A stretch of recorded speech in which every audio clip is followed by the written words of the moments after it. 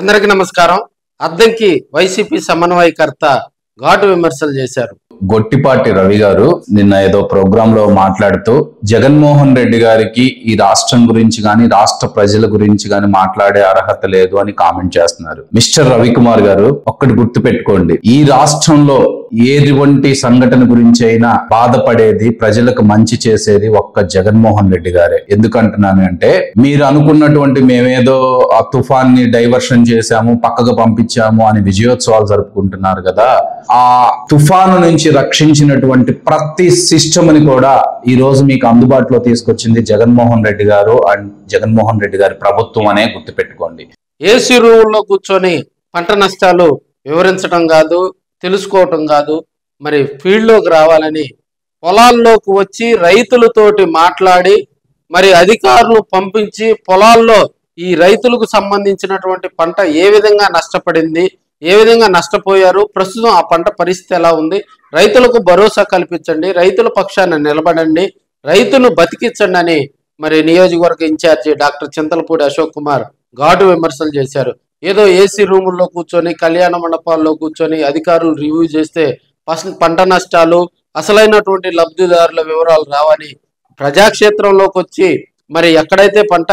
అద్దంకి మండలంలో మొంతా తుఫాన్ ఎఫెక్ట్ కి రైతులు అతలాకుతలం అయ్యారని, సర్వస్వం కోల్పోయి నడి రోడ్లో రైతులు నిలబడ్డారని, రైతులను ఆదుకోకపోతే రాబోయే రోజుల్లో మరి అదే పెను ప్రమాదంగా మారుతుందని తీవ్రమైనటువంటి విమర్శలు చేయడం జరిగింది. అద్దంకి నియోజకవర్గంలో వైసీపీ ఇన్ఛార్జిగా బాధ్యతలు చేపట్టిన తర్వాత కూడా చింతలపూడి అశోక్ కుమార్ కొంచెం స్పీడ్ పెంచారని అక్కడ టాక్ అయితే వినిపిస్తా ఉంది. రైతుల పక్షాన కూడా ప్రతిరోజు మరి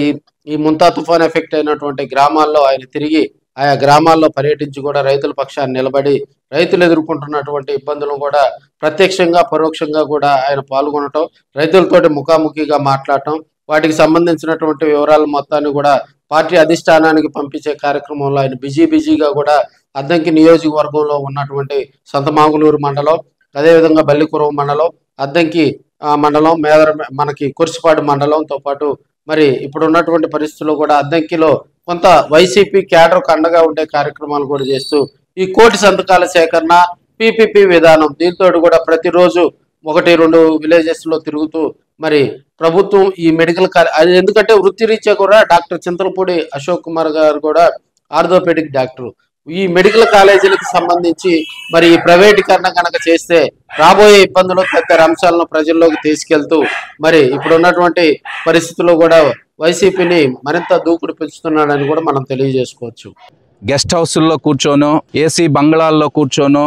సమీక్షలు చేసుకుంటే అయ్యేది కాదండి. మీరందరూ ఒక్కటే గుర్తుపెట్టుకోండి, ఈ రోజు ఈ పొలం ఒక్కసారి మీరు ఈ వైపు చూసినట్టయితే ప్రతి ఒక్క మొక్క కూడా పాడైపోయి ఈ వంతున మొలకలు వస్తున్నాయి అంటే